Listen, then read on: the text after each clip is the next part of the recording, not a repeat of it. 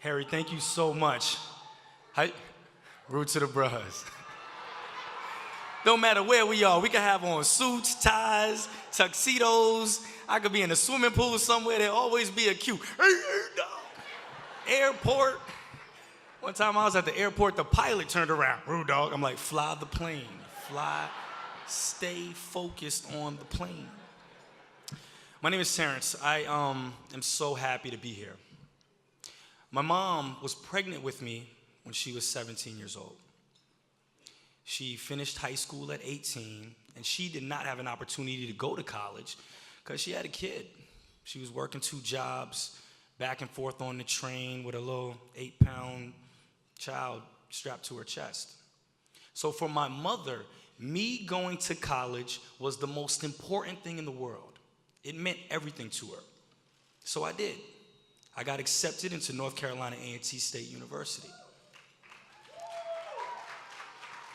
Aggie pride.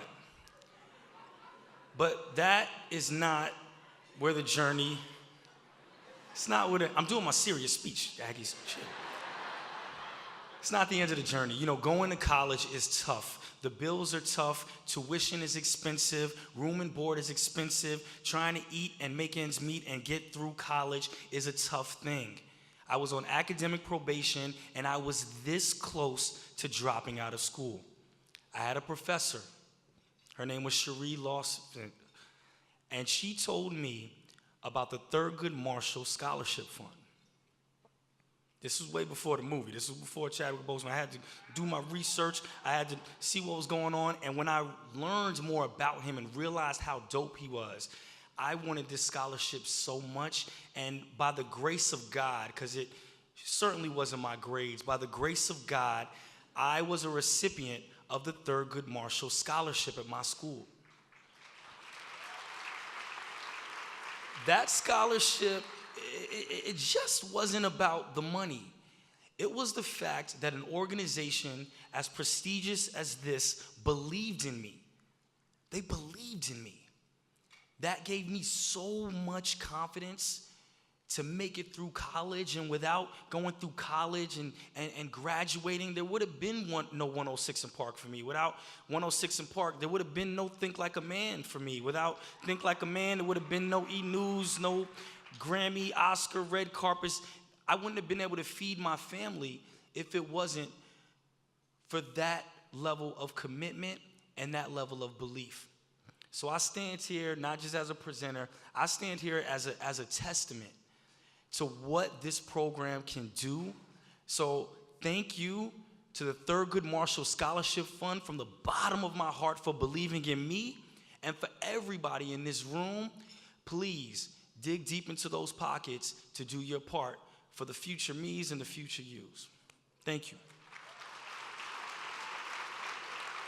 With that said, I'm so honored to present the first award this evening.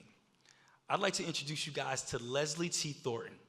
She is the Senior Vice President, General Counsel, and Corporate Secretary of WGL Holdings Incorporated and Washington Gas. Now, she definitely exemplifies Justice Thurgood Marshall's commitment to fairness, civil rights, and education. Let's learn more about this outstanding woman.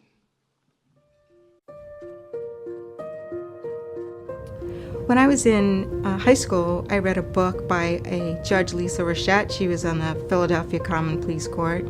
She wrote a book called The Throwaway Children, and it was about the juvenile justice system in Philly.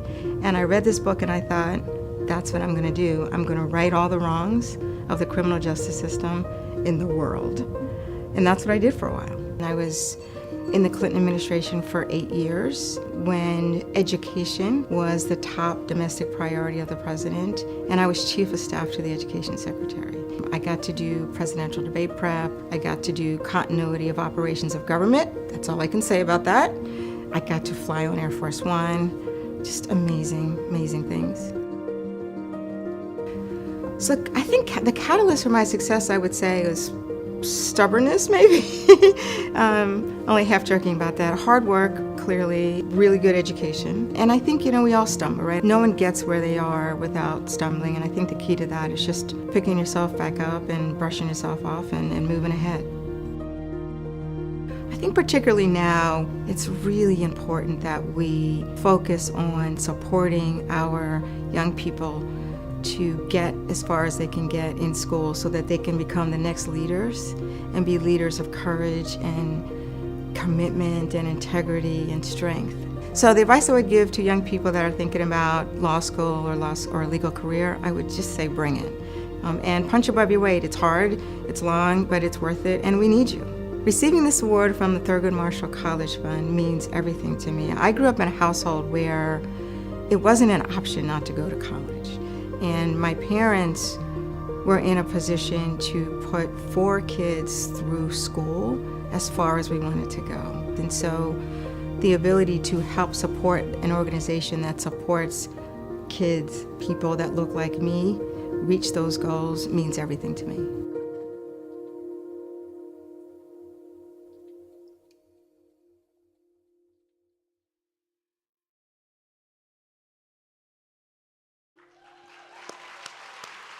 Ladies and gentlemen, the Thurgood Marshall Legacy Award is presented to an outstanding member of the legal profession who exemplifies a commitment to equal opportunity and education. Please join me in congratulating this year's recipient, Miss Leslie T. Thornton.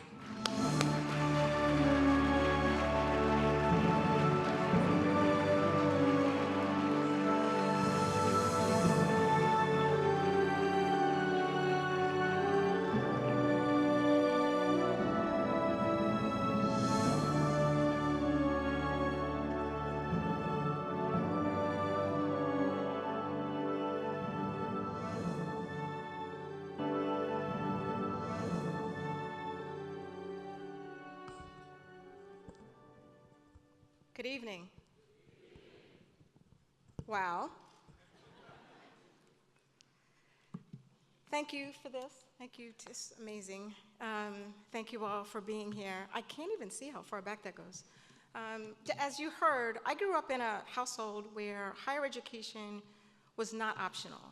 And the value and importance of higher education was something the 4 of us as kids, my brother's here, Hugh, hey, fundamentally understood as an imperative. In grade school, we had to learn new big words every day and recite their meaning at dinner. In middle school, we had to read a newspaper article and be able to explain it.